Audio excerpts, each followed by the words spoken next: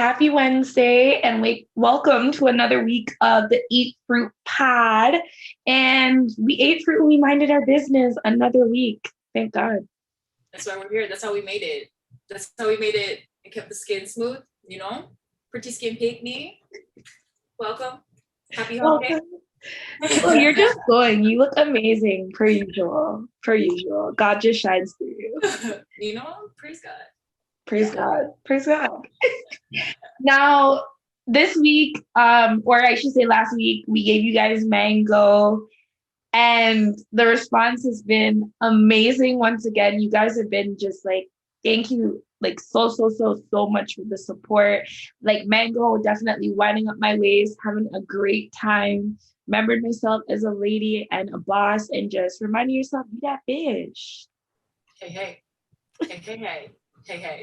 I expected to be dancing. Like solo parties are my thing, so I expected it to be a thing, but I didn't expect it to be the playlist that I just kept going back to that week. You know what I mean? It was always a mango thing. It always just talk from the cover to everything. It was just a great experience. So I'm really happy you guys like enjoyed it and rocked with us. And this week we have given you guys some watermelon. A nice hot summer day, and you have some succulent, sweet, seeded real watermelon. No GMO. No.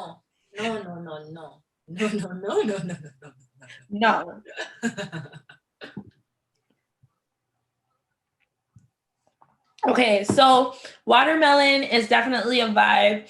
This week, I was seeing like a lot of there's always great announcements from our people, our melanated people and minority groups that I always see. But this week there was a lot going on. Like DJ Khaled dropped the Sorry Not Sorry track with Jay-Z and Nas. And I understand what people gotta say about that, and the song is not on the playlist, but just the fact that, those two gentlemen were on a track together after so many years and like coming, just witnessing their career and everything they've gone through, and like listening to Nas talking about Coinbase and knowing the fact that he's like a major investor, like all of these things, like, Jay's able to start with B and another B and another, like, you know what I mean? Like, and it's just it's so beautiful. And then amongst that, it was just so much greatness going on, amongst Black people and people that I know personally. So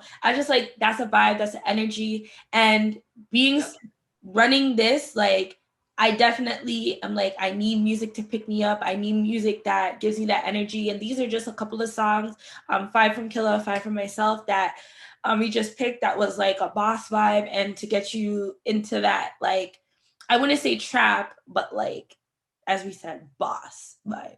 So for me, it's more like it's like $1 billion worth of game in a playlist. There you go. So you already know we had to have the Ross on there. We had to have Mac Mittens. You already know Hove. You already know Trizzy. Come on. Like, and this playlist, like, it was so difficult for me, Killa, to like. I had 2 pages. I had 30 songs, like literally. And I was like, yo, are we about to break the rules, or are we gonna shrink this down? Like, it was so hard. At first I was like, maybe it shouldn't be 10. And then I was like, no, maybe we're just gonna have to revisit. We're sticking to 10. No, there was a lot of tracks, because like I even had like Up All Night, which was one of the first Jigga and Jay track collabs that I can remember.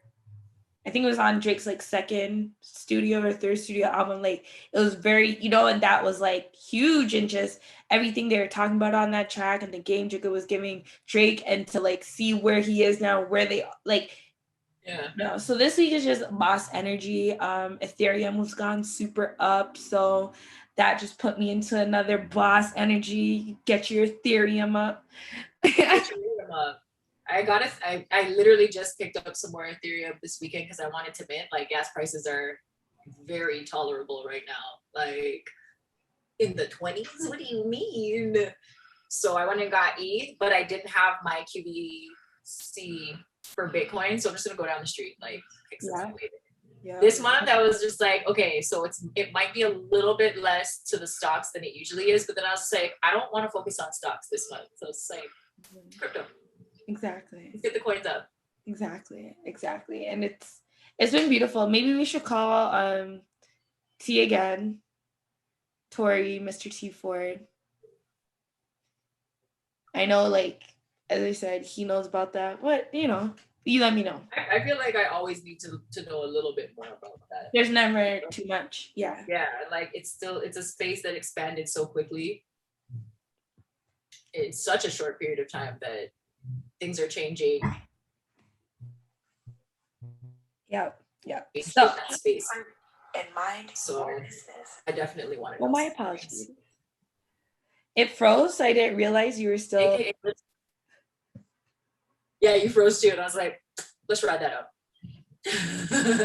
It happens, guys. It's not perfect. It's real. Okay, this is so random, but like, you ever like doing your makeup and you get like super hot? I have one too. It's black and gold. So it got me a little Spanish mamacita. A little fan, right? Flamenco dancer. Lady Marmalade. Marmalade. I have to say it once. Voulez-vous que je avec moi ce soir? So yeah, that was my little random gadget, I guess, for this week. I always got something. Wait, how did you get that? I was at Dollar Tree. Shout outs to Dollar Tree. Y'all are the real MVP. Dollar Tree let you buy that? Throughout this whole pandemic, Dollar Tree. Shout out to Dollar Tree for just not caring for protocol that makes no goddamn sense. Okay, I'm done. No, like, hey, some makeup is banned, some isn't. I don't know what's happening. So, just going with the flow. That part. Right? But eat fruit, and mind your business. Yeah, so this week's episode is sponsored by Shop Downtown, Downtown World. Don't waste no time in negativity. Shop Downtown is where you can get your official downtown merch. And we have some fire things coming. So as I said, get what's on the site now, because that will just be it's like a limited time capsule. I will know the people that started with me from the ground by which merch you have, and I will that's how we gonna know. So I want to say thank you to everyone that has been supporting. You guys have been amazing. I am always beyond grateful. So truly thank you guys for that. Killa, let us know our other sponsors. Well, we have a little sponsors board over here. We have little icy little things. Big Killa St. Lacy, which also have .coms to them. Feel free to just peruse right through anywhere you want for your viewing. Got a new joint on the chest. Cuba Candy. I have a thing for white sweatshirts right now, so vibe. Exactly, just vibe. I love it. I need to up I'm working on it, guys. It's just when you have so much going on, it's forever I've been talking about needing to redo my office, everything. But I just need to get my life. Eat fruit and mind your business. So pineapple fruit for this week. There's a lot of things to be discussed per usual. Thank you guys as well for your feedback last week. I decided I thought that everyone was gonna tear our heads off for just how real and honest, unfortunately, we had to be about what was given. But you guys were definitely on board and supportive, and we had great conversations. So thank you for that. We had mango with some hot ginger. So which is actually a good way to enjoy mango. Spicy mango. Yes. Sorrel. When the sorrel hits. It's just super hitting. I saw that. I'm having my own personal drinking moments. I'm sorry. Okay, I'm gonna join you. I'm just gonna bend over and get a little cracking at some point. Yo, guys,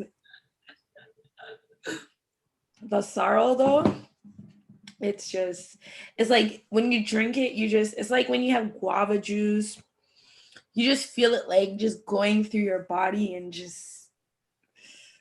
Right? Exactly. That is the feeling. Right? But pineapple fruit, where do you want to start this week, Killa? We got a lot of real things to speak about as well this week. Honestly, I have Dr. Umar first, but I watched Iyanla yesterday. And I love her. I think she's an awesome woman, but I watched that episode or that particular podcast, then I just fell in love with her again. Like her energy was so high frequency.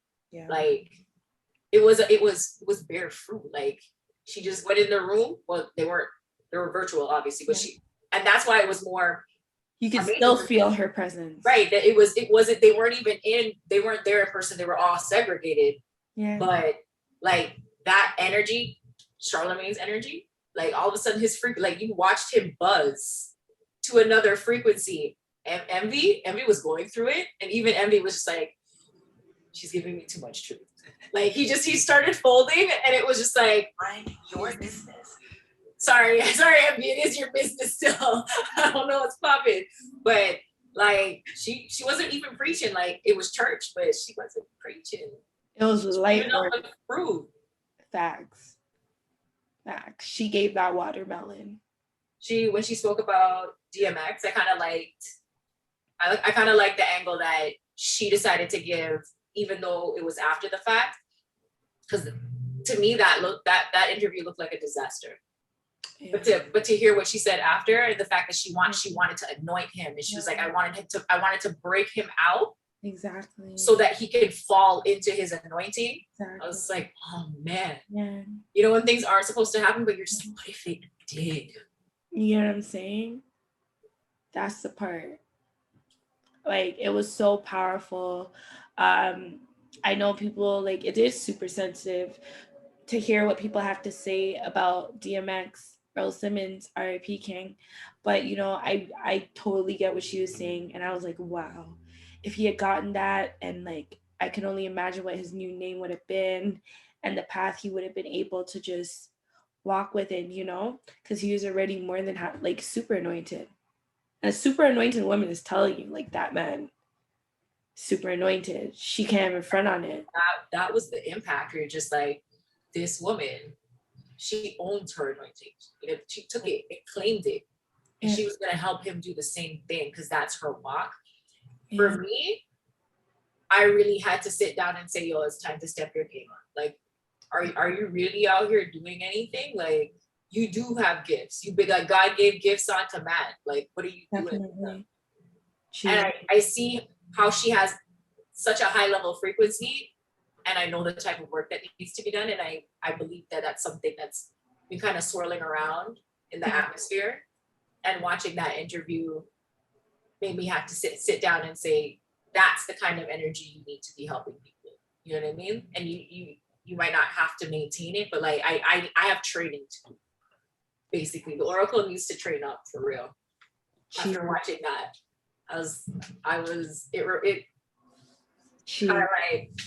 She's the Oracle is inspired. Like I'm getting jitters for you. Like, but it also was very confirming, just the same words. I'll get a word from God. I'll get a word in the Bible. Jeez. And all of a sudden, she's like, I gotta check there.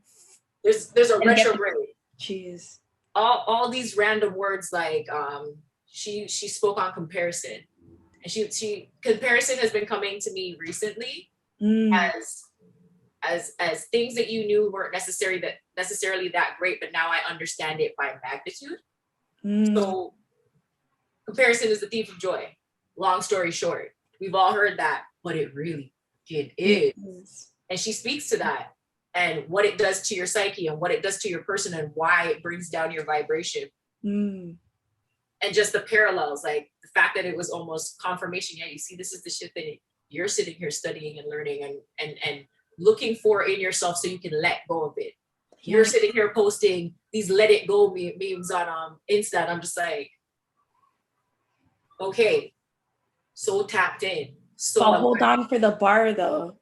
When she goes to Charlemagne, are you doing healing work or growth work? I have that written down. When she did that, I was like, and that's it. The whole interview was I was like, oh yes, ma'am. Yes, ma'am. Yes, oh, ma'am. wait. What she told you is the truth in the heart of the matter. Yo, take that in. Don't take, if you take anything into it, take in what this woman just said. And I'm gonna parallel to when we talk about Dr. Umar. I love, like, that lit up a beautiful blue flame in me. Yeah. But this woman, who we're supposed to be in this life. You know what I mean? Like, who are you really trying to be? Like, that's a somebody in her life. And it's really because she understands that she has a walk to heal, and she puts everything in good faith to healing. But she knows to take care of herself. Like, she exudes value. Yes. Pray, like, yes. I'm so glad I watched that, and I saw it. And at first, it's just like you would say all the time, though. Energy is the new currency. And she shared her energy with the room. I'm still a very close person, and I'm just like, to have that control and faith over your spirit in any room where you can just like share out your spirit like that, make somebody literally vibrate up to a higher frequency, and just be like, all right, peace, love, good vibes, bye. Yeah. And not deplete herself. Yeah. Like, she keeps that balance within herself. Like, I will remember that conversation forever. Like, I will remember that conversation forever, because are you doing healing work or growth work? And then she broke it down, because, healing work is an energetic thing. I was like, oh. That's my response for 2021, though. Oh. Eat fruit, mind your business. Are you doing healing work or growth work? But when it touched me when she said it, I was just like, yes. I felt my soul leave my body, like, and it's just like, these are the real conversations. We were literally just talking about this last week, where it's just like, when I was like, yo, there's times where you just have to ask yourself those difficult questions out loud. It doesn't mean to say I'm gonna quit downtown, or I'm gonna quit, etc. Or you're ever gonna quit St. Lucie, things like that. But like, you have to ask yourself these fundamental questions so that it can properly restructure or realign your value. 100%. Oh my God. It's always gonna be in the honesty. And like, how do you move forward not knowing where you're supposed to move if you never made that honest assessment? It's a good investment, and it's such an easy investment. Let me just ask myself and look. I agree. And when you figure out the context of where you're working from, you're able to move more freely. You know what I'm saying? And it's just like, ego, pride. Yeah. The things that you actually actively have to work on minding.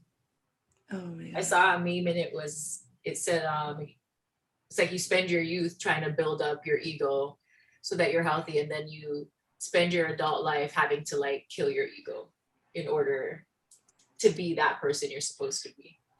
Jeez. Interesting. Well, like she said, when you fulfill your purpose, you die. You're complete. The breath, and she's like, the only difference is the inhale. And all I could think is all this stuff I learned from doing yoga with Tilly, and learning that like your lungs are really a muscle, and how important the breath is to everything you do. God literally breathed life into us, and then we just do it every day like he taught us. So simple but so deep.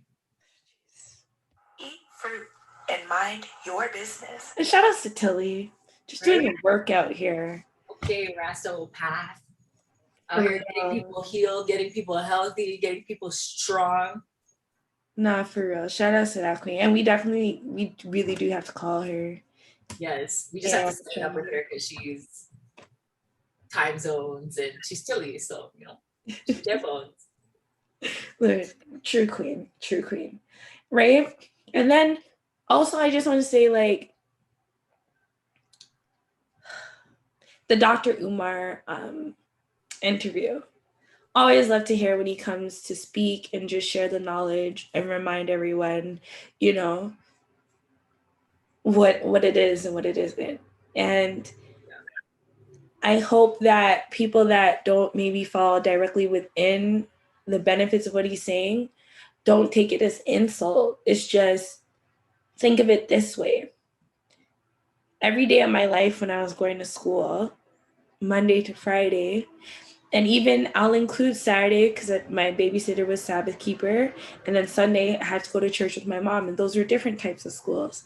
I was submerged in others' practices, right? And we're learning about your history, we're learning about all this stuff day in, day out, day in, day out, day in, day out. So we should not be so heavily triggered by like someone like Dr. Umar sharing our truth with us. And the masses shouldn't be. Okay. I was gonna say, did you feel that my bad? The masses shouldn't be. Some pushback from our community, or that there might have been some from outside of it? Outside, like outside communities. I look at that and I can't even compute it, because to me, what my community needs has nothing to do with you. So if like you have to ask yourself why you have a problem, and then I don't even need to address that. Exactly. But also in light of getting that knowledge, that's where I'm at. Like, I'm fixated on that. Like, the law of attraction hit me on the words that he spoke. Yeah, beautiful. So where did we start? It was our truth for us. Let's just jump in anywhere. I'm gonna throw it first just because it was I was like, oh, my report card isn't perfect. When he talks about interracial marriage and Black DNA staying Black DNA, and that I have always felt like I don't have any children, but for me, it was always my DNA. I owe it to my ancestors to keep my DNA Black. I represent Black excellence. I'm a Black woman that's not just comfortable, ecstatic, overjoyed in my Blackness. And I can't see this strong Blackness not being with strong Blackness to pump out strong Blackness. Yeah. So anything outside of that to me was a diss tip. And that's for me because I'm very passionate about Blackness. Like, I love being Black. Same. And I understand it's hard. As I said, I have a lot of friends from like mixed races, this and that. And it doesn't mean you're loved less, but like, these are just the facts. And like, it doesn't mean any less of you, but those are facts. Like, and also just because they're facts, we do need to remember that it's how he computed his facts. I might agree with how he computed his facts, but that's also just me, There's absolutely nothing wrong with biracial or interracial relations, marriage, children, in my opinion. For me, how he broke it down was also just facts. And I agree with him from that perspective, but I'm not here to police anybody else. And because I know what's for me is for me, I just don't care. He was definitely speaking about economic base, which is like a lot. Like I told you guys, you already know I love historic pieces and everything. Like when you watch these things and the systems that were in place to give us what we know as the world today, like it was like that. Everything was based off of marriages and alignments and what families were linking up with what and what, like, you know what I'm saying? Not everyone could get to work in the court and like things of that nature. So he's not, it's just, I find a lot of people just still don't do their research.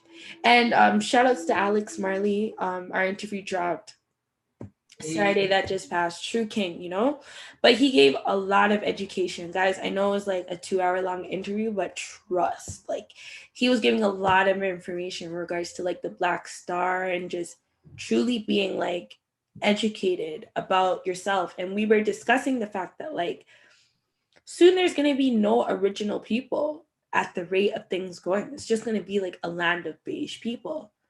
No one's going to be an original, like an original Asian person, an original, like, because everyone's getting mixed up. And you need to think about what the world and the laws look like when things like that are come into play, right? I don't want to get too deep, but just, you know, think along those lines. And it's just, that's all I feel like Dr. Umar is just speaking on. There's nothing wrong within that, you know? Marriage and those things, yes, we get it for love, etc. But economics is a huge part and a huge reality that a lot of people do not like to speak on. And I've definitely been in a situation where when it comes time to end things and you really have to like split assets and almost like a damn near marriage, like it's not, you realize you don't split, like Dr. Umar said, you don't split no love. You're splitting assets and things that you have acquired during that time, or what the person can make it seem like they're welcome to because of whatever reasons. Like that's the world, that's how it's built. Yeah. That's how it's been. When you look at back in the day, I'll take for example Henry, the other bowling girl. Love, one of my most favorite period pieces. The Other Bowling Girl shows how another section of the church, which was the Anglican, was created because Henry VIII, he just wanted to divorce his wife and get one another ting. And make that, and this girl was just so swifty. She's like, nah, you're gonna marry me. I'm not gonna be no side ting. And that's how that happened.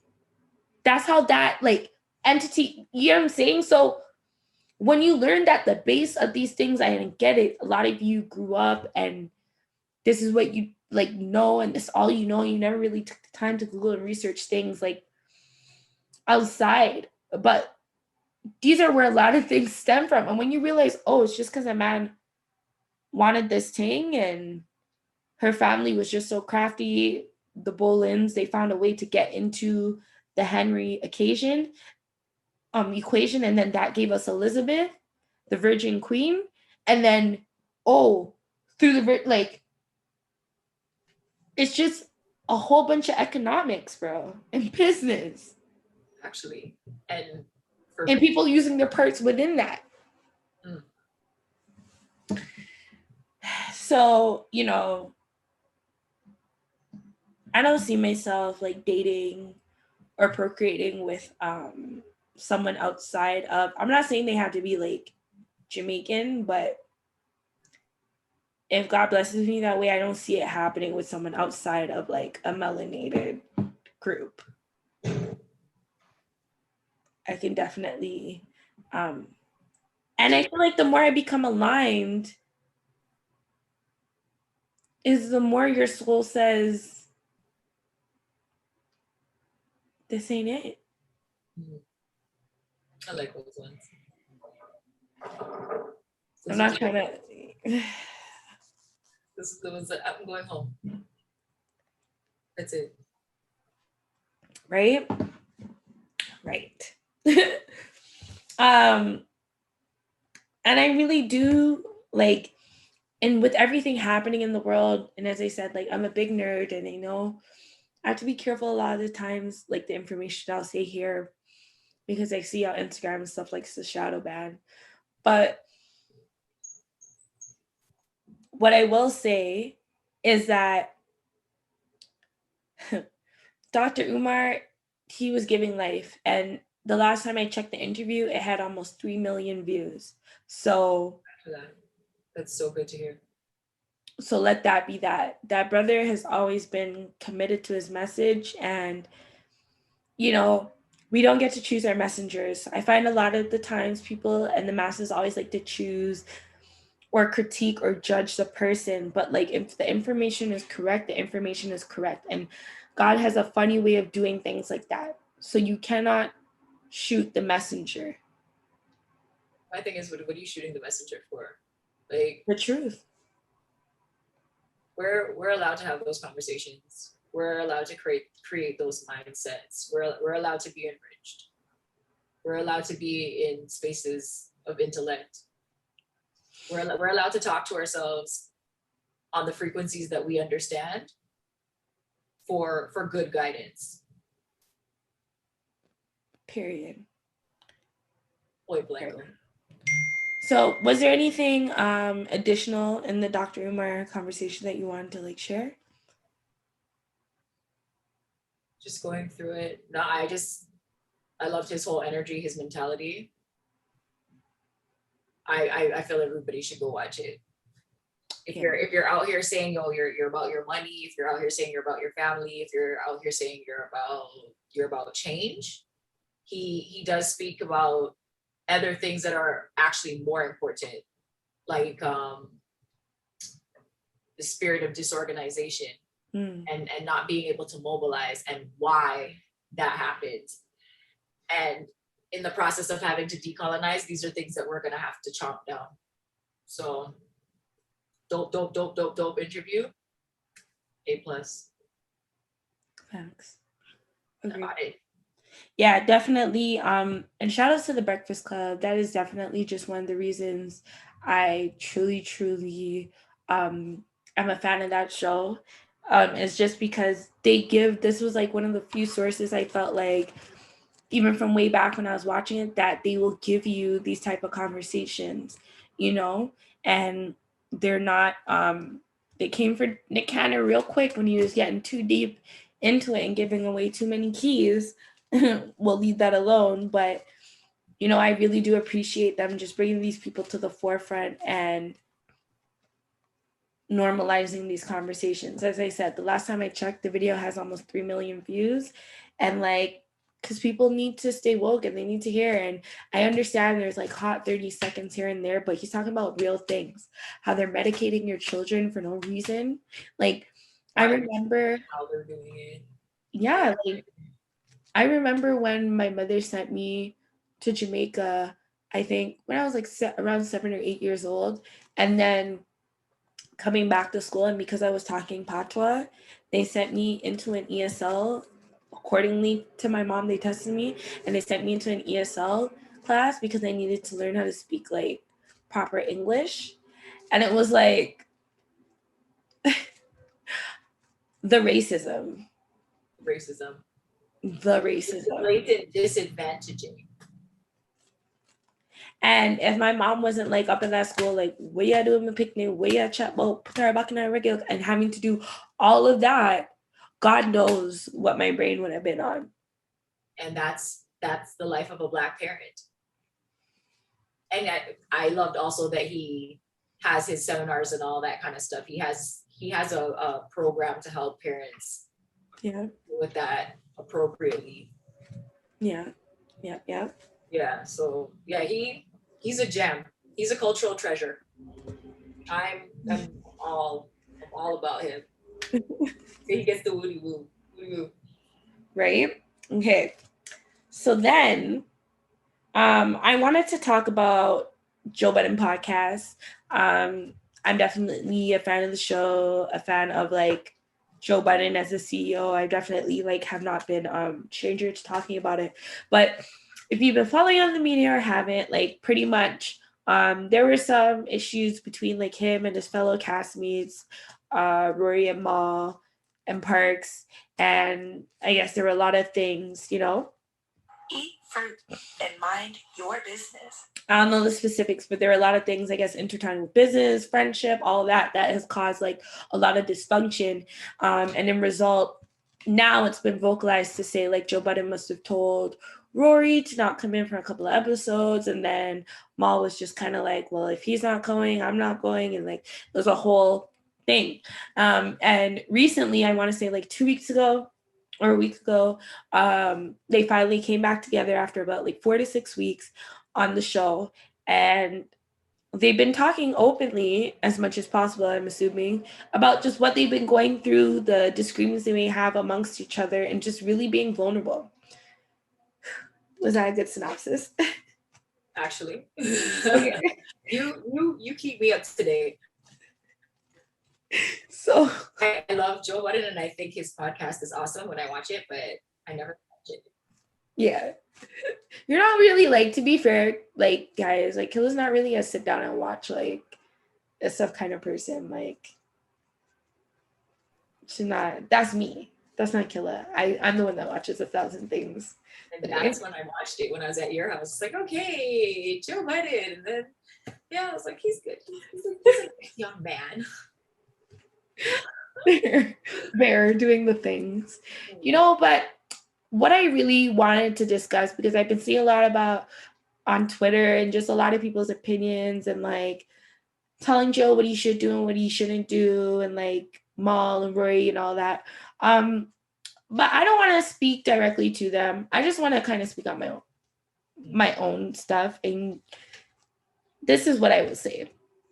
You know, starting Downtown World Media Network, it has been like such a ride, and it has been something that is so difficult. Like people like wouldn't even know half of the work that goes into running something of this like nature, especially being like someone that does it by themselves, and like the level of people I feel like, I don't want to say compete, but I'm trying to be aligned with.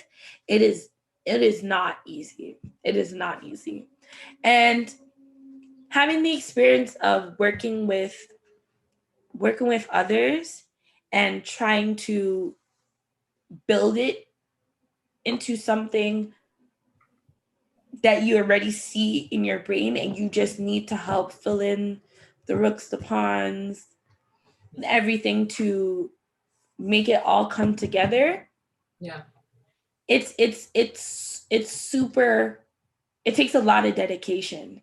And there comes a certain point when you're doing something, and I know you could probably speak on this with like Sant Nisi, and Bikilla.com and like everything your business is, where just like there comes a point where it's more than just this is work and something I kind of want to do, versus like, yo, I don't even have a choice. Like the globe, downtown world is like beyond me. It's beyond what I can fathom at this point. It's taken a life and an entity of its own, where it's just like, even on the days where I may feel like I cannot do this anymore, I don't have a choice, baby. This machine gotta go. Emotions, happy moments, deaths, sadnesses, personal moments, family drama, personal drama, drama with people that I may have involved in my business, people that think they know my business. Like, it still has to go every day, 24/7. It's a machine. And when you build, or you're building something like that from the ground up, baby, let me tell you, ain't nobody, including myself, because I hold myself to that standard, gonna stop the machine. You don't stop this. I don't stop this. Because as I said earlier, it's taken on a life of its own that's bigger than anything that I can fathom. And when you feel that way and when you realize what it is and what it isn't, that is another thing that separates as well. We were talking about the boss and the leaders. And here comes the watermelon. Here comes the watermelon. Because, as I said, Eat fruit and mind your business. I don't know people's business, but I'm speaking on mine in relation to what this situation, what I'm witnessing is making me feel. And I stand with Joe. Whatever it is that Joe is Joeing, I stand with Joe. Because being in a position like I am, I overstand it. And to others, maybe it's just a show up and, oh, I'm not in a mood today. I'm not in a vibe. But that separation of, yo, I don't even got a choice.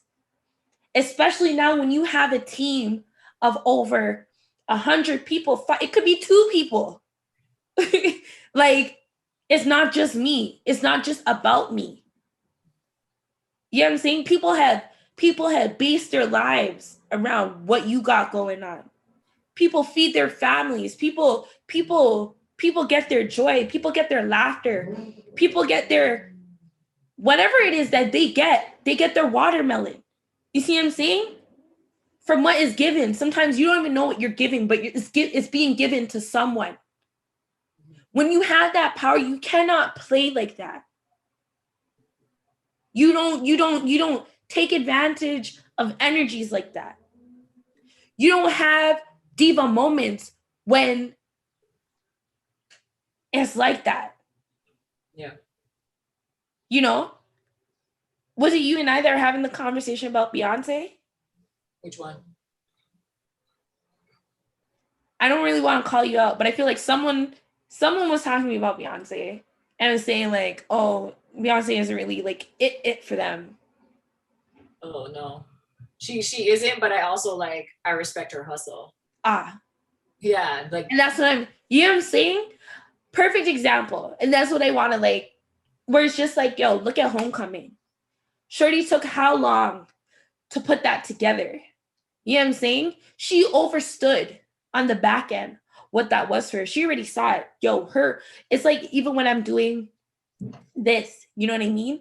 As we're recording, I'm also already editing in my mind. I'm also already like, you're seeing it from all angles. You're able to see what the stage looks like, even though you're on stage. And a lot of niggas do not know. And they try to fill these boss roles. But let me tell you, you're not a real boss until you had to pay out of your pocket for things before you even paid yourself. A lot of people don't want to do the real things when it comes to being a boss.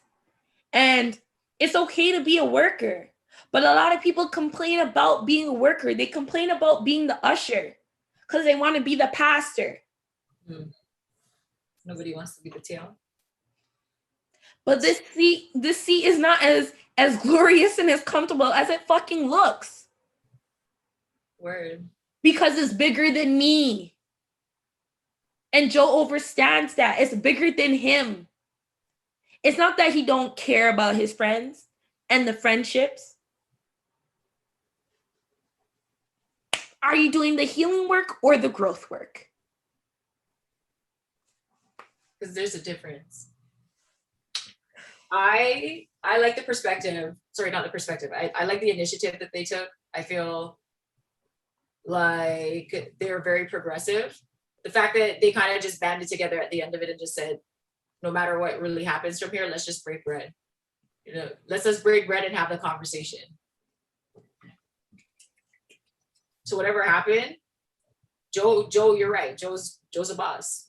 Joe kept the boat. He kept the boat on water, like. And then added another show to his shit. So now he's growing. So is it healing work or is it growth work? So the digital streets, I don't know how true this is, but the digital streets are showing that possibly Joe Budden might have started an additional show with Ish and Ice, which were the two, Ish and Ice, which were the two gentlemen that people were really growing to love. And as I said, Shout outs to everyone involved. I don't know people's business. This is not personal. I'm just a fan of the show that has been watching it since it was, they didn't even know what to call it. And these are just, and I just feel like maybe low key, high key, you've seen that people are really loving these new people, and you realize maybe the signs at the picket fences that you were expecting people to stand up outside for you, it wasn't really happening. And instead people, I don't want to say forgetting about you, but they could live without. And sorry. And now you've come back hoping to but people have already fell in love. And I feel like Joe Budden has felt that and is listening to his fans and giving them what they want. And being the head of the network, it's my business to run my business. Yep. Keep the lights on. You don't tell me how to elevate my business. What would happen if that podcast just wasn't there for that amount of time? That would have been weird. But also, I really feel as though adding another podcast with the new members that everybody started to love on this side is just progressive. Smart. Super smart. So progressive, just like multiply. And I will be watching. Win-win. It's also good. I think something that Joe does well is tension. Yes. You know what I mean? He's good at creating and like holding on to and playing off of it. And I think this is another situation where he just played the tension card really well. And he spoke to that, and I was like, where he tried to kind of bring up, like, I don't want to say throw something in his face, but he tried to bring up, like, Joe kind of not working with Complex anymore and this whole thing. And it was just kind of like, yo, this ain't that. A lot of people out here be booked and busy, but booked and busy doing what? Don't compare this to that. Yeah. Because, honey, this is not the same thing. Respectfully. But that's a little petty. There's a little grudginess in that. You know what I'm saying? Complex is a situation where a Black man had to get compromised yet again. After being their champion. And found out they were making bare bread on his name, but weren't compensating him for it. The Black story, period. So that's not something to really bring up to anybody. That to me is just like an undercut. But be in your feelings for a second, get out your feelings, sir. Get back. But it took you, and to be fair, all gentlemen did say in their Shaking the Trees episode 434 that they were just kind of like, we could have gotten this adjusted and fixed much sooner. But it just reminds me of like even some of these music industry niggas. Like, bruh, I'm not your mom, I'm not your dad. Okay? If you want this, you want this. That part. You think I want to get up at 5:36 every morning? My body it's bigger than me. Like, I'm dead ass tired. But for whatever reason, my mind is like, you're up, bitch. Let's get to it. Okay? And a lot of y'all are lying to yourself. A lot of y'all are waiting for someone to be like your grade 3 teacher, telling you it's time for recess, telling you to put on your jacket, telling you to tie your shoes, telling you to go stand in your line. Nobody's standing behind you like this if it's something that you want, you're creating. Yeah. You are that. It's yours. It's yours. You know how many emails I've sent to artists and like after like yeah they wanted whatever, bruh, it's not my job to then DM you or like when I say email, a lot of y'all have email for decoration. I'm not joking, and I'll send the email and then like I remember someone hollered at me in the DMs, so I always go to my email to be like, see if I have any sort of like paper trail or virtual trail with this person. Right. Oh, maybe we should answer. Hold on. Hi, Mr. T Ford. This is Kay and Killa from the how auspiciously serendipitous. Pod. Okay, hello. is it going? Hello. It is going great. How are you? We're doing well. We're just in the middle of a heated conversation about like just being a real boss versus a worker with this whole like Joe Budden and Rory and Mal situation. Oh, my timing was perfect. I have strong opinions on it. I actually had Joe Budden actually co-sign one of my opinions this week, so I am fresh off this topic.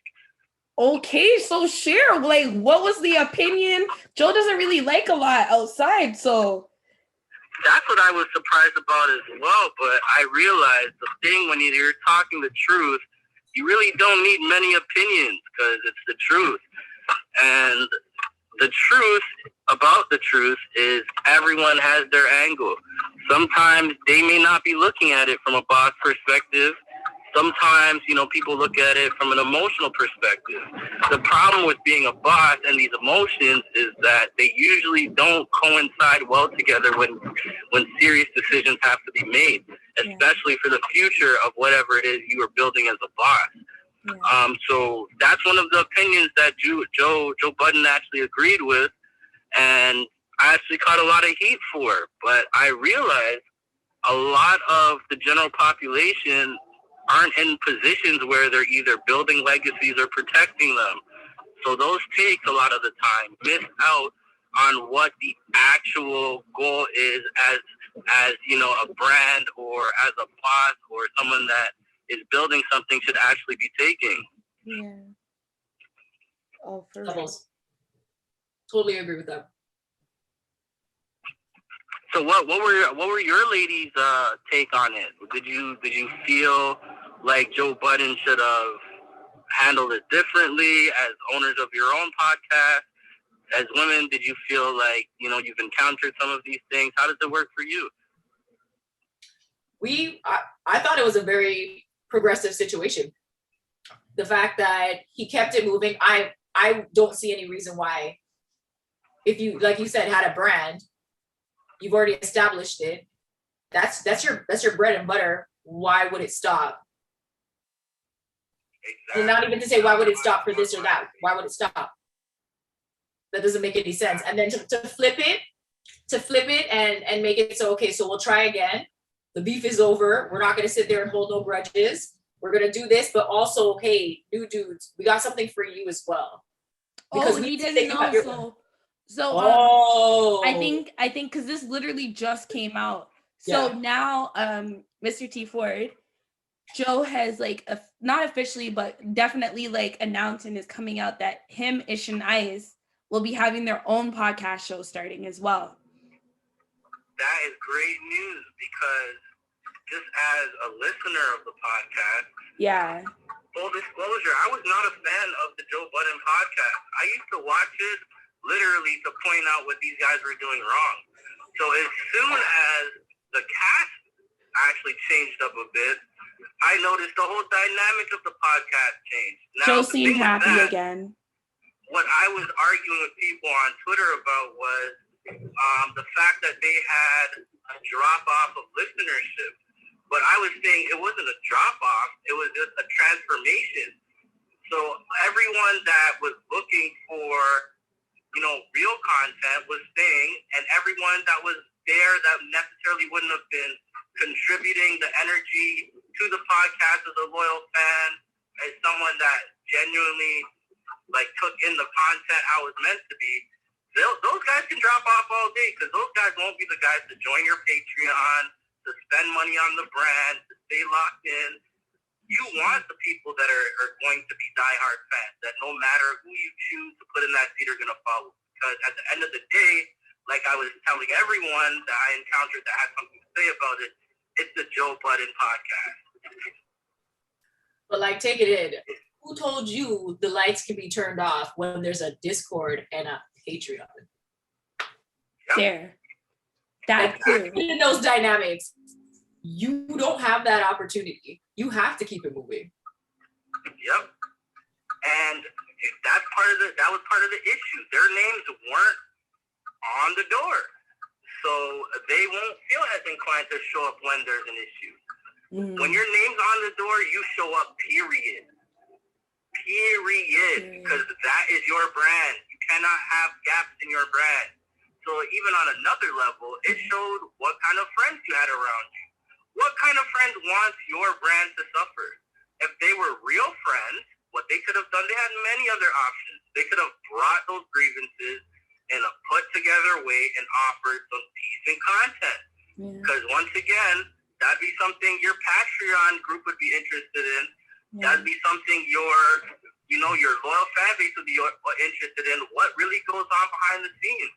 These are all excellent opportunities to give content when it's thought out. But you know what? If you're not in that boss seat, you aren't thinking with these infinite angles on how to make it something profitable or something to benefit the brand. So it's all about perspective. Not everyone's built to sit in that chair. But when you are, I don't think you're taking much pebble throwing from the workers in the situation. You said pebble throwing. I cannot. Yeah, I thought it was more appropriate. I was gonna say rocks, but no one can throw rocks that high. No, like it's just like 2 steps more. Yeah, I totally agree. It's and I'm proud of Joe. Like we were saying, we're really proud of him and the growth he's showing and the steps he's moving. And you know what? With this new announcement of this new show, I wouldn't doubt if for sure the other podcast is gonna come to an end and they're just trying to give like a new like easy transition, because I could definitely see Mal and Rory being like, they're not gonna sit in our setup and this and that. You gotta like do it differently then, if that's the case. So and like Killa was saying earlier, we're all here for Black men, just really, I won't even say Black men because Rory isn't Black, but just for men sitting down in a space together and really being honest and speaking about what's going on and showing that, men can talk about emotionally about what's going on, and it doesn't have to be physical, and it can be healthy, as they said, for men just to speak as women do and communicate. How do you feel about that aspect of it? Was it like corny for you? No, I'm a big fan of communication between anything, birds, animals. The whole world is communication. When it rains, it communicates to the plants it's time to grow. Those plants grow high enough for something or someone to eat them. And it's a transfer of energy. It's a transfer of just feeling and vibes. So if you're not able, or the better you are to do these things and to communicate these things, usually the more successful you are, period. So as far as just having that space as a man to just let your feelings and what you think be heard, and it seems in this case the word that was used quite often was respect. Yeah. So respectfully, the better things get.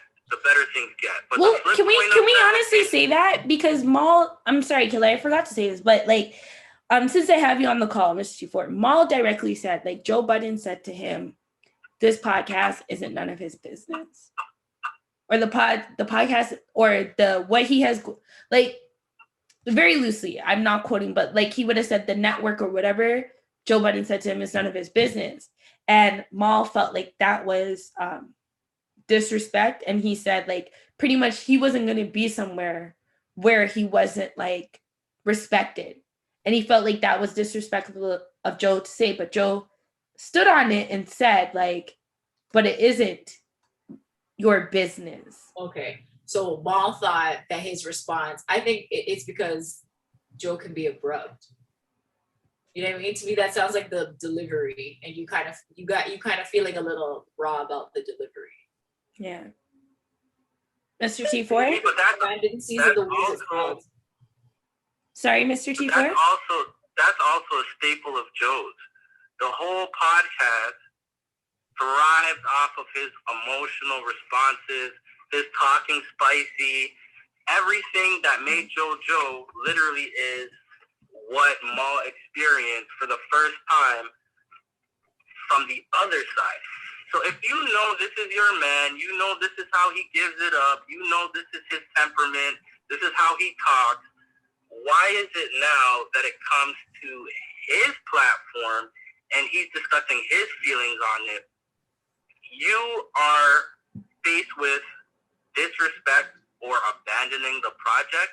You should be able to translate whatever your friend is saying despite whatever it is. People are not perfect.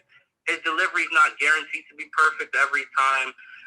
And because you see him on TV, because if I'm correct, I heard Joe saying that they were roommates at that one point. they used to live together for quite some time.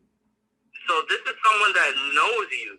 Yeah. So for someone to take your regular temperament, your regular, just how you deal with things, and take that much offense where they want to harm your brand to teach you a lesson, as a boss and as a friend, you need to get that person out of your ecosystem as soon as possible. Jeez. I totally agree with what you're saying.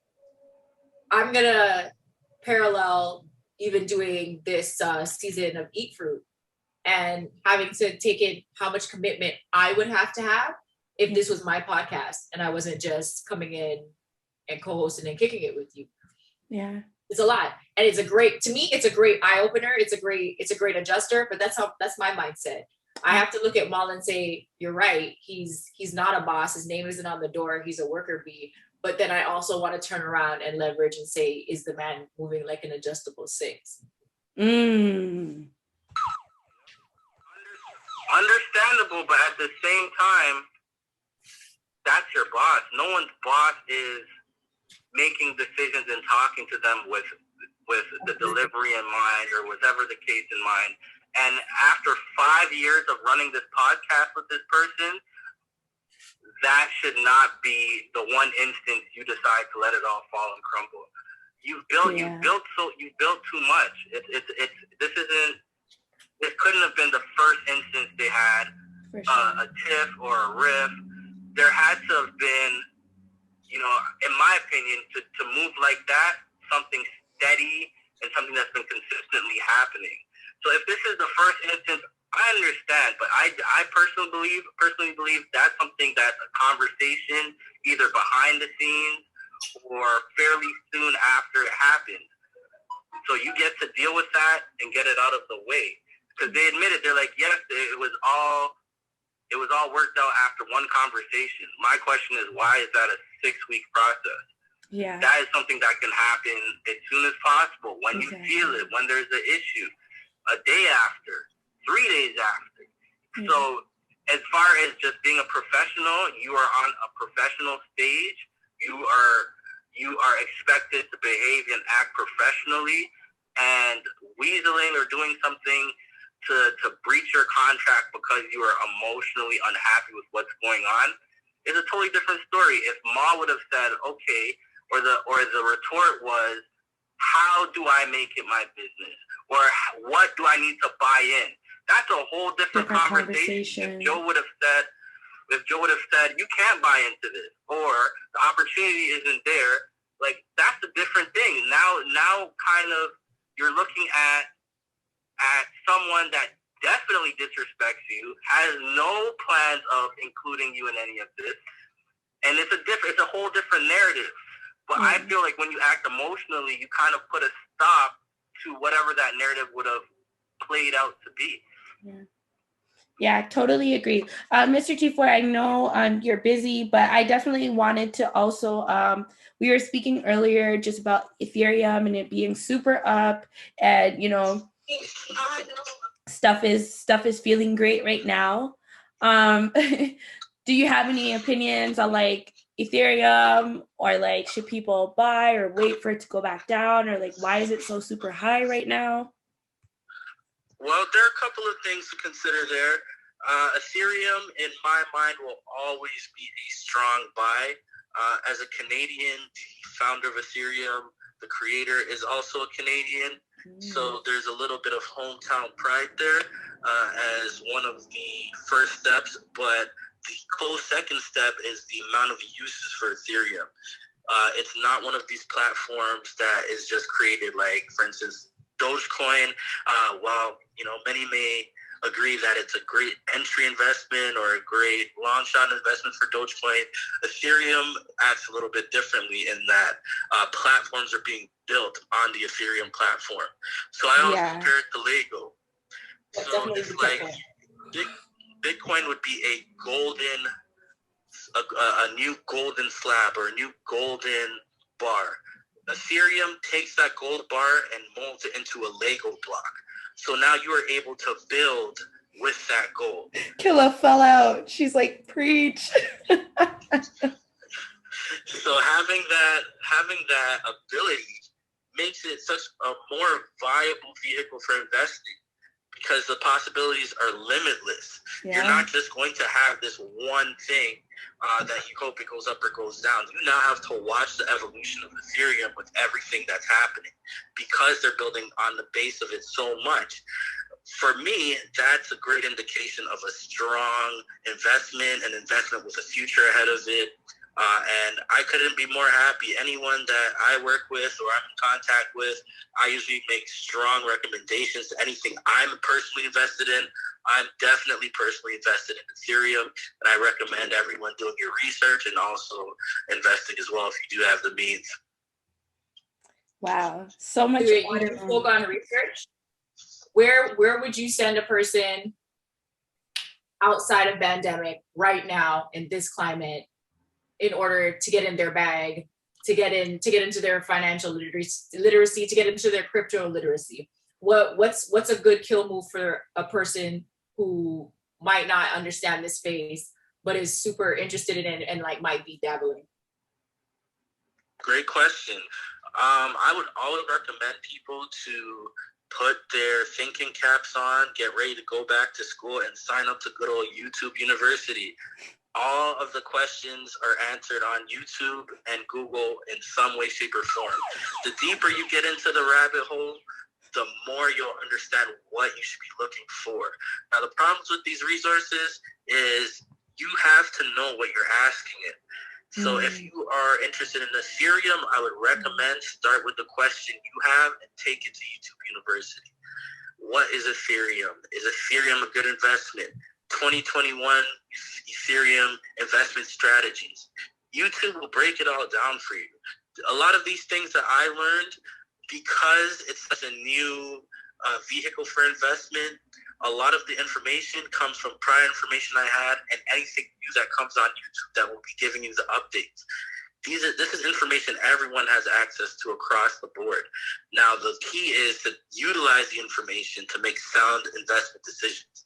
So if everyone knows the key to investing, it's very simple. Buy lower than you sell it. Because once again, those gains, those losses, nothing is locked until you sell that investment. So the goal is always to buy low and sell higher than you bought it. So the more you tap into that general understanding, the easier it is to make money. Well said, per usual, Mr. T4. Truly want to thank you.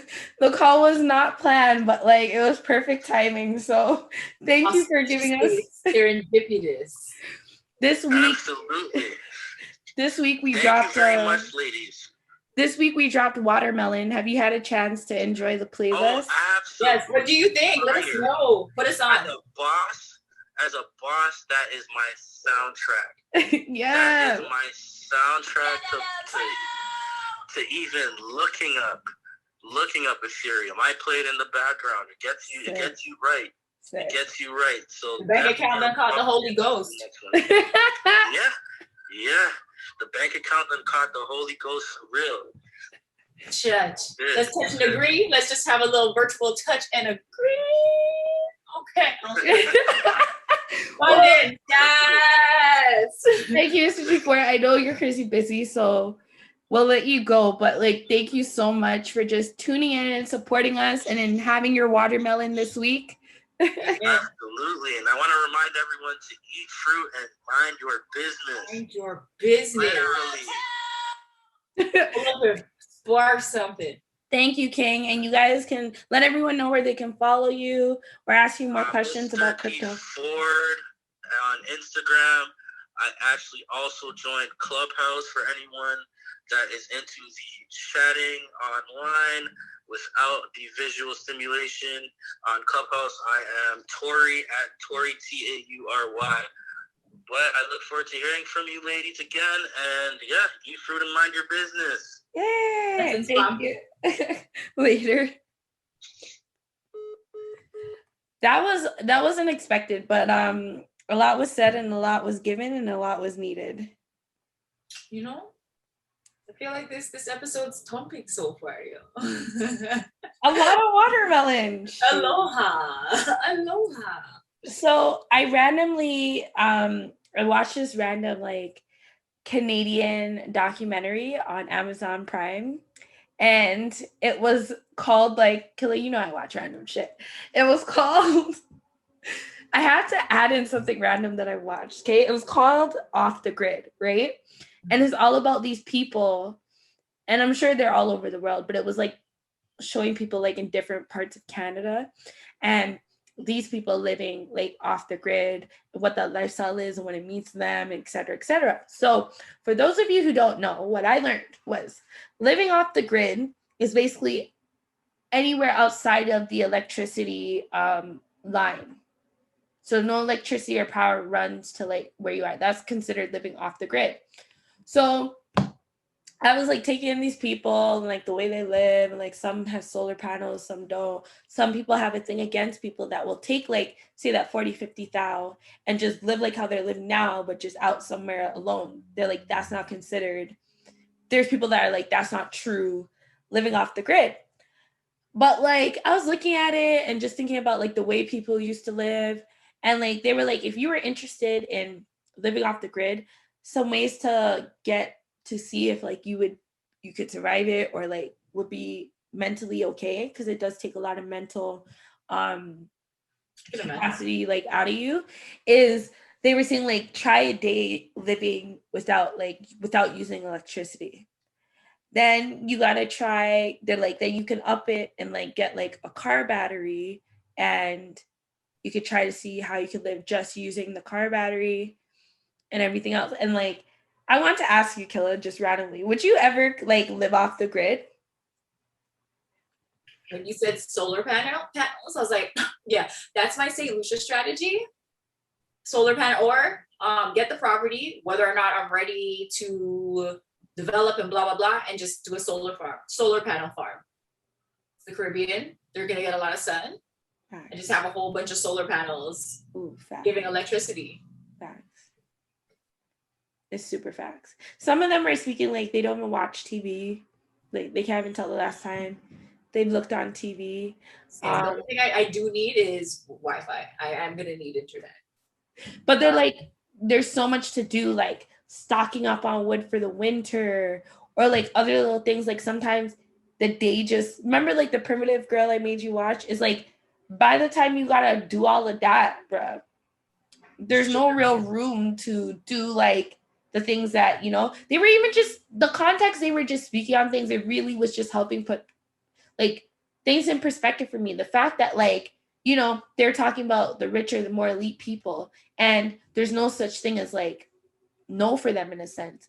It's limitless, and it's not limitless, but we're created to think that is limitless. You know what I mean? They just go take off another top of a mountain and put that into clean coal and energy for us to use. But like all you do is flip on a switch and you can have it on as long as you want, and you just get sent a bill, right? Yeah. Versus like when you're living off the grid, it doesn't, you don't turn on, it doesn't work like that. Like you really do have limited energy, and you really have to think about why you're using things and the way you're using things.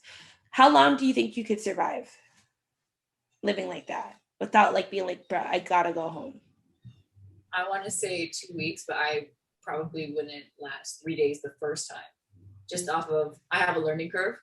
So I feel like for sure the first day I'm going to be ill prepared. And after that, who knows, I might all be all or nothing. I might be someone who just does it and just like never stops running. Going the mile. I actually that's my goal. Google the grid. Google or YouTube Earth ships. Earth ships. Yeah, they're like a eco-sustainable way of living. It's a house, but like you build your foundation out of like rubber tires. You use old glass bottles for your walls and all that kind of stuff. Yeah. You actually create like these lovely living spaces. It's all about your imagination and how much you can do. And it's like your house lives within the environment that it's in, as opposed to like just being rubble and eventually being waste. And even your house, like the most you'll have by ways of electricity is going to be a solar panel, or if you want a generator. But other than that, you're doing a solar panel situation and you're reserving your power. They're pretty cool. And like some people have mansions and like they have forests in their hallway. So it's really like it's about you and your mind. Oops. I was thinking about it and I was like, I can definitely last a little bit because I've gone camping with like, okay, my best friend is like half and half. So she's like, when she's ready, she really taps into that other side of herself. And like, as I said, I've gone like not glamping, but like real life camping with her. There was like the only electricity we had was there was this like about, a 5-minute walk to like one of those hut houses that was the washroom that you could use. And the little laundry room in there had a socket. So it's not even somewhere where like you could stay to like, you're just trying to get a little juice and then, and I feel like that's like what it was like. I'm like, I could do that. Between the trees and cooking food to last me throughout the night with my hungry belly self, I feel like it will take up most of my days. Camping is actually a great situation. I haven't gone camping, like camping, sleeping bag, thermal blanket, all that stuff outside or in a tent. Well, in a tent since, I don't know, 12 maybe. It was fun, but 13. You really gotta go with some right people. I feel like I would do it, especially this year when we're kind of locked into our province. I'm mad because like don't tell me what to do, but at the same time I'm not mad because Ontario has a lot of those kind of nature spots and nature reserves that you can go to, and in the summer they're so beautiful. You just walk around the corner down a trail and there's a waterfall. Exactly. I have a camera and then somebody needs to have a bathing suit. And then we grease chicks up. Exactly. No, for real. And like, I definitely am going camping this year and doing a lot of things that, just like the way I think of it, everyone, we just really need to expand, just expand your experiences, expand the way you think, expand the way you enjoy life, because life is short. And if this pandemic isn't showing you that, like, as Kayla was saying, my perspective now is, all right, cool. I'm going to get to know my province more, Ontario. There's a lot it has to offer. There's a lot of like, I was even looking at like some like trailer park cities. Like there's a lot going on. Like, and it's okay to get familiar because, when you're watching these apocalyptic type shows and whatever, you're not going to be running. You got to know what's around you. You got to know what's going on. So yeah. I'm not trying to scare anyone, but let's get prepared. Yeah. I went on a road trip by myself to Deep River, which is like just right outside of Ottawa. Yeah. That's real cottage country. Like I went to a wedding and came back and ended up at the cabin and like there's no light there. There's no light there, but you might have a deer jump out at you. Oh my God. You literally have to be at like, it's a low creep. Yeah. One of those are like, it's back a bush. Back a bush. Or a bush. But then you get where you're going and you're right on a lake. Wow. And those are experiences. They are. Like 21. They really are. So I'm definitely about it this summer. This summer, what is the thing everyone's saying this summer? I'm summering like I've never summered before. Because who knows if you're going to get another summer. Summer like there's never going to be another summer after this summer. Summer like it's the last summer you're ever going to see. You know what I'm saying? Shit is very different right now. So that was just my random like I want to talk to you about because I'm like, this is interesting. And I'm like, Killa and I be watching stuff like this. Let me see what she thinks. No, I love that. That's the goal, to get off the grid at some point, because the grid is what we've considered to be convenient, and it's now showing us that no, it's Babylon and Armageddon. And Toronto, let me remind y'all, outside of Toronto, Canada is very different. Canada does not look like how Toronto looks. And a lot of y'all never leave the city, so like you're not realizing like we're a major city, and outside of that, it's very rural. It's very, very, very rural. The people, the thinking, so yeah. You know, when the highway stops and the highway becomes some kind of road. Just the two? Listen. No, know yourself. So I think that's it for pineapple fruit this week. It was pineapple fruit was whew. But it was, I think we said all that needed to be said. So we're definitely gonna get into a play on Vogue with Killa. Eat fruit and mind your business. So for this week, I've just been reminiscing about my experience in New York and kind of just taking it in that I was like 18 years old, running through New York City, bumping into Joel Santana, bumping into Fabulous, chatting it up with the dude that like had thing in his throat and then did the dance in the video.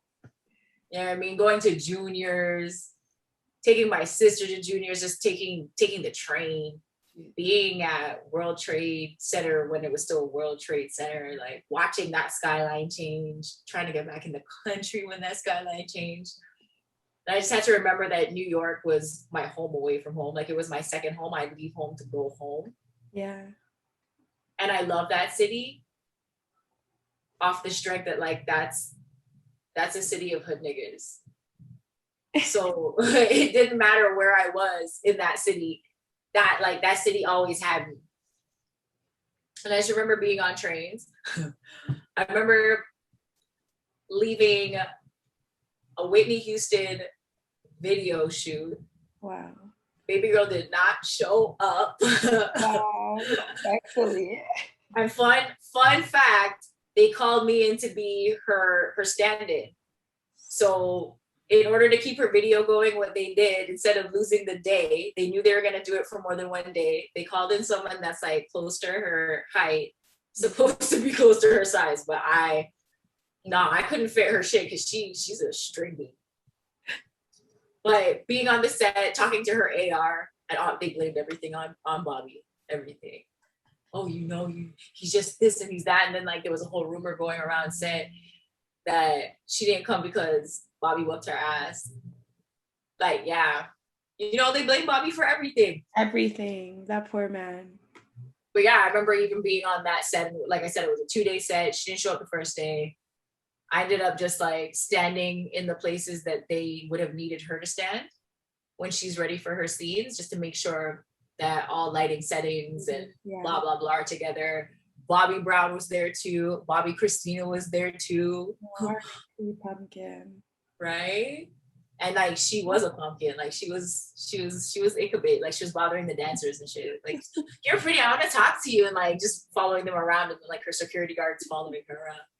It was pretty cool. And then going home at like morning basically, and just being on the train all by myself, except for one dude who's wearing like a pink tutu and has like all this like smoky dark coal black eyeliner and like almost like a did I say a pink tutu, like a full one though, like a full one with like a jean jacket over it. Definitely New York. That was a vibe. And fishnets and like some peep toe like shoes, and we just meet eyes, like we link up, and it's just one of these like, hey, cheers fam, have a good day, night, whatever you're fitting to do. And that was like the energy of New York. And I was just remembering all those things. I remember going back I went back. Who even knows? I was working at RBC. I have to say it was in the last 10 years. Yeah. And like went to somebody's house and they had a coffee table book on the coffee table. And because I wasn't doing anything, I was like, all right, well, I have to wait for these people to be ready. Opened it and it was just like, I was 19 years old here. Closed the book and was just like, let's put it down. Let's put it down. And that's New York. Like Toronto, 6 degrees of separation, but like anything can happen in a New York minute. For real. For real. Yeah. And I was just getting back into that. I haven't gone to New York in a bit. It has to be summer because I need New York summer energy. Oh my God. Let me know if you're down once the things open back up. Oh, I am down. I was like, they're really hating on not letting us drive and we can only fly. Because man's are about this road trip. Like, you already know. Like, I am about it. Like, I miss New York so much. And that just like Whitney, Bobby, Christina, Bobby, Jewel, like that, like. But the thing I always remember the most was the table of West Indian kids. Wow. But let's take it one step further. The West Indian kids included Salida Ebanks. What? That? Just chilling. The Bayesian dude telling us about his dirty ass. That is so fire. Like, just like, yeah.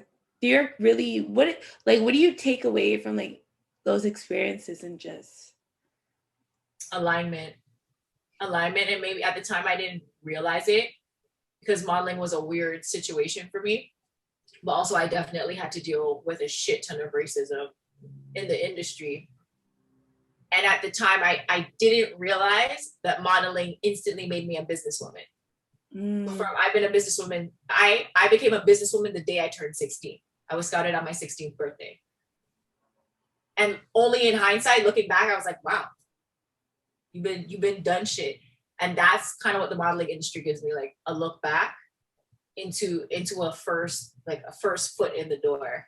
And it didn't look like that because I was experiencing like the exact same thing Takara. Do you remember when Takara went in America's Next Top Model when they went to like a designer and she got pricked? Yeah. That same designer, when it happened to her, I just like held my chest and I was like, yo, they're mean. Those ones, like that particular designer is horrifying and horrific to girls that are stick figures or toothpicks. That's and I felt it. But all of those things, I had to go through it. I remember being on the train and like getting off at the wrong stop because this dude came in and I was like all enthralled in his swag and he was eating a bagel with cream cheese and I don't know, I think I followed him off the train and got off like one stop early. I was like, fuck, that's like $7. The salmon cream cheese bagel right now though? Mm-hmm. I was thinking about that yesterday, a little lox on the bagel. You know, a little lox on your avocado toast. Ooh, I might have to cottage life. It looks like we're gonna have like beer foods and like mimosas, eh? Oh, you already know. Like you already know. I have my menu set. Like, just let me know. Let me go so I can pre-season and put the things in our freezer. We're ready for road. I remember like just going to New York with like my church and stuff and having those big up the prior tours. Yes. Don't disrespect the prior tours. Don't disrespect Tall Pat's bus service. And bus trip. Winston's bus trip. And they let them make Winston's bus trip run nice. Okay. The corned beef sandwiches though. Never taste so sweet. A classic team, man. A classic. And only the VIPs will get the fried dumpling and the fried fish. Oh yeah. Right?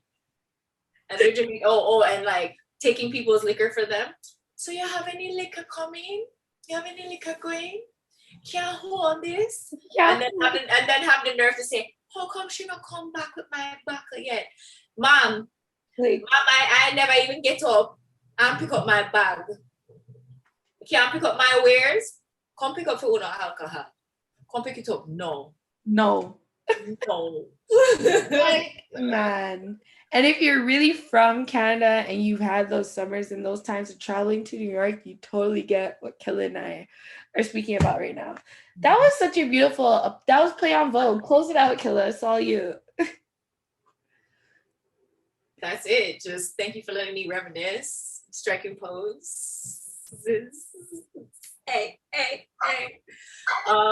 Also, thank you for the opportunity to kind of look back and remember and realize when I started getting jiggy with it.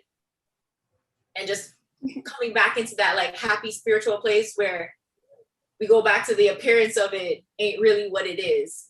Because the appearance of it was I had to deal with a whole racist industry as a 16-year-old being kind of forced into thinking of myself as a product. But really it was prep work for a whole another era that was to come, and also align me with like the best people and the most support. So just a blessing. It is a super blessing. So proud of you. Like, so proud of you. Super proud of you always. So now we're going to get into Bear Fruit, which is, as we said, we've given you guys the playlist this week is Watermelon, you know, boss vibes in this bitch. All right. So we're giving you Drake, we're giving you some Ross, we're giving you some Jigga, we're giving you some Beanie Siegel, we're giving you some James Brown, we're giving you some Al Green. You're getting all of that flavor, all of that boss energy from my real bosses. All right, you already heard Mr. T Ford, you already know. Bank account done caught the Holy Ghost. Okay, Santorini, like, listen, it's a whole vibe. My track that I am going to pick out from that this week is Drake Hype. Like I feel like the more as I grow in just who and where I'm supposed to be in life, is the more Drake's music just makes sense and hits for me. It always super hits, but I'm talking about like from B sides to C sides to the E sides of Drake's, like if you really take in, you know, the lyrics of Hype and just what he's speaking on, everybody's speaking on, but like it just really resonates with me, and it's like, look what I've done in my life. You know what I mean? I'm done with the hype. Like, you know what I'm saying? It's not a hype thing. When I seen that, I was just like, this is a Drake song. Like, you could have used any Drake song.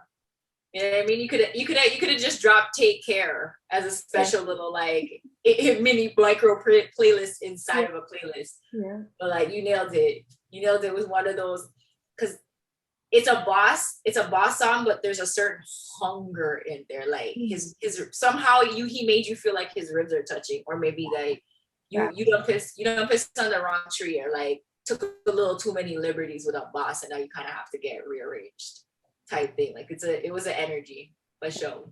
Facts. Super facts. And I love when he gets into that bag, because being from Toronto, as I said, going on this journey, and just the more you're elevating and transcending, you're realizing exactly what he was giving you the Bible to what a Toronto nigga has to go through and what you're going to feel and go through as you're leveling up and doing what you're supposed to do within this. So shout outs to him, and like hype. Done with the hype. It's not a hype thing. Killa, what is your Bear Fruit pick for this week? Okay, off the top, it's gonna be Santorini Greece. Just the mindset. Ross in his introspective bag, where it's not about talking about bitches and Molly. Jeez. When it's about talking about buying real estate in foreign land and being the only fat nigga running on the beach. You know what I mean? Telling niggas how hungry you are while like you're in Santorini, Greece with the most exquisite color grading in your video. Like that teal orange, blue orange combo in that video is magnificent. Gorgeous. just repping Bel Air boys in like cerulean blue silk. It was gorgeous. Vanglorious. Do you remember? I didn't even to cut you, but like, do you remember the Devil Wears Prada? And then the scene when they were like, sorry, that's like one of my top like favorite movies. I know that's your jam. And then they were in the room, and Miranda was like, I don't know, like the girl was like, I don't know which belt. It's so hard to choose. And then the Anne Hathaway like snickered, and Miranda was like, "Oh, this is cerulean. How do you say it again? Cerulean blue, ho. And this you think you have nothing to do with the fashion industry. Let me show you how. And exactly where you got that bin, that clothes from the bin you got it out of." She read her to Phil. That movie was actually a really good movie. I'm here for it. Love It. Thing. But also, I want to make honorable mentions to The Payback and to Love and Happiness.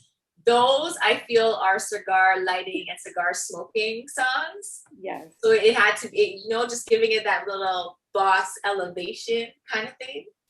The Payback, I couldn't stop dancing. I don't know if I'd be smoking the cigar. I was just getting into it. Like the original Total track. Yo, James Brown was that nigga. Like, y'all just don't know. Like, all I can picture him seeing is the jacket just like, yo, go. When I see you put that, I was like, all 7 minutes. I was just like, all 7 minutes. Bro, vibe. Love and Happiness, like, love and basketball. When that guitar hits in the beginning, I'm just like, where's my foot? Where's the back foot? Why hasn't it been rolled yet? He's slipping. Yeah, and like, super fire picks.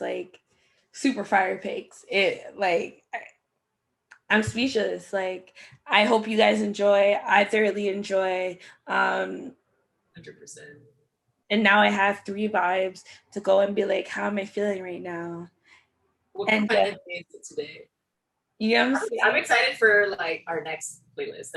I'm liking this. I'm liking digging in the crates and I like finding gems. I don't necessarily want to find what I'm bopping to right now. Exactly. I want to find those feelings. And like we said, like, these playlists are music that, not to say we don't rock with the new shit, but like, these tracks are tracks that, have built us into the individuals we are. And, exactly. Like we spoke about earlier, that boss versus worker energy, like, that elevate energy. You see what I'm saying? That like, nah, ain't nothing to keep it moving. Gotta keep it moving. So we almost forgot, like, before we end today, my bad. Since we have Watermelon as this week's episode and playlist, we want to let you guys know about some of the actual health benefits that watermelon does for you. So I can start with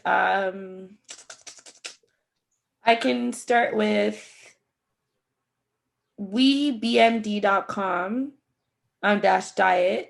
They say some of the healthier heart that watermelon helps to give a healthier heart. So it is rich in amino acid called sorry for my pronunciation, guys, called citrulline, that may help move blood through your body and can lower your blood pressure. Your heart also enjoys the perks of all the lycopene watermelon contains. Studies show that it may lower your risk at heart attacks. Sexually, watermelon, we're gonna hair. Good aphrodisiac fruit. Let's do this. The same website says watermelon can be like a natural Viagra. It says a researcher that's because the popular summer fruit is richer than experts believed in a meal, and amino acid called citrulline, which relaxes and dilates blood vessels, much like Viagra and other drugs meant to treat erectile dysfunction. Who knew? Get off them blue pills, man. Get you some watermelon. All right, King. All right. So just to go off the top with some other things, it's very high in vitamin A, and which just off the strength that I love the natural skincare is the skin vitamin. That's gonna repair your skin cells and battle wrinkles. And that's exactly that. It's great for your skin, your hair, relieve muscle soreness, prevent macular degeneration, lower inflammation and oxidative stress, heart health, and helps to prevent cancer. So, and by the way, we're talking about real watermelon with like seeds in it, black seeds. Okay. Like the alkali stuff. I don't know what seedless watermelon does for you, but this is like real watermelon. It's so weird when you eat a watermelon, it's like chucking a seed. That's part of the experience. Right? So, guys, that has been Eat Fruit Pod for this week. It's truly an amazing conversation. Again, Killa, giving you some red. We didn't even plan this. Like, I wore a red dress today. Killa wore red lipstick. Like, we're just, it's a vibe. It's a Libra think of, auspiciously serendipitous. So I want to wish you all an amazing week. Let's eat some watermelon. Let's get that in our diet. Rock the playlist. Let us know what you guys think of these conversations. Do you feel like you agree with this? You disagree? This episode was sponsored to you and powered to you by Shop Downtown. Don't waste no time with negativity. And you can get your original merch at www.downtownworld.com. Thank you guys for your support. Killa. Last things. Hope you got bare fruit out the things. Hope your frequency got raised. We're working on having you vibrate through our hour. Don't worry, soon come. Yeah, our sponsors, Icy Little Things, sonlisi.com, but I'm gonna tell you to hit up BigKilla.com for the merch. Crypto accepted. Boss. Yeah, I hope your week is well blessed.